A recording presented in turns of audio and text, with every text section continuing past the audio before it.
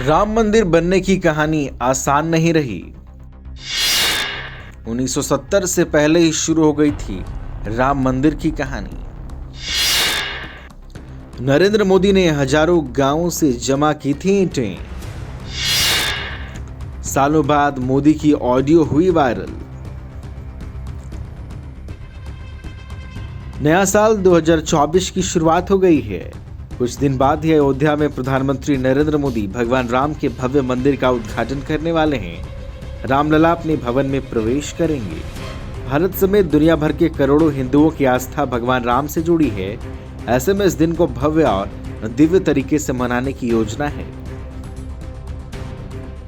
इस बीच पीएम मोदी का एक पुराना ऑडियो सोशल मीडिया पर आया है।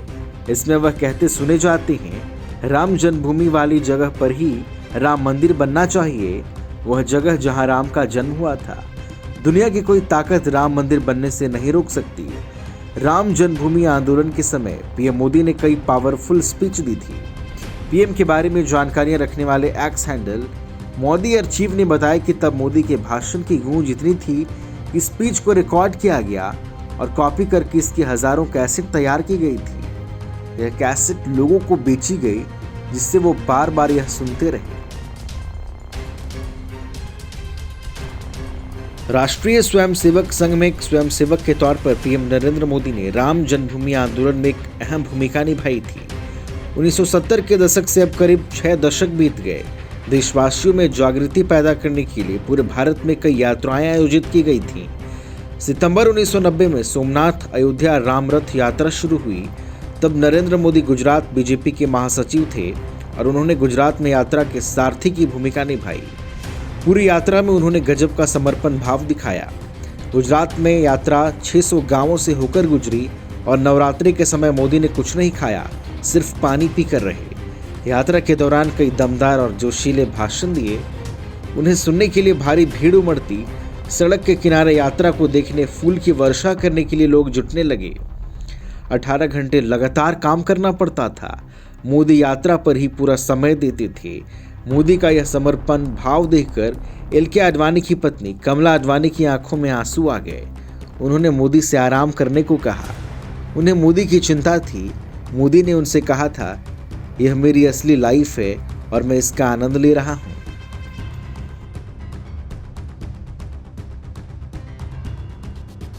साधना मैगजीन में नरेंद्र मोदी ने 1989 में गुजराती में एक लेख लिखा था।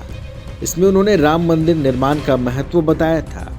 उन्होंने लिखा था, आज रामशिला राष्ट्रीय चेतना का प्रतीक बन गई है और इस मुद्दे का विरोध करने वालों को असहजता महसूस हो सकती है। रामशिला का महत्व राम मंदिर के निर्माण से परे है। यह लाखों लोगों के दिलों में आस्था बन गई है। ठीक उसी तरह जैसे स्वतंत्रता आंदोलन के दौरान लोकमान्य तिलक के गणेशोत्सव ने राष्ट्रीय चेतना पैदा की थी और महात्मा गांधी ने चरखे के साथ स्वराज्य के माध्यम से की थी। इसी तरह आजादी के 5वें दशक में रामशिला राष्ट्रीय चेतना की आधारशिला बन गई है। मोदी ने लिखा कि भविष्य का भारत, अखंड भारत बनाने के लिए उन प्रतीकों के पुनर्निर्माण की जरूरत है जो दिलों को जोड़ते हैं, वो नहीं जो दिलों को तोड़ते हैं। राम जन्मभूमि पर पुनर्निर्माण नफरत को दूर कर एकता के संदेश का भी प्रतीक बन गया है।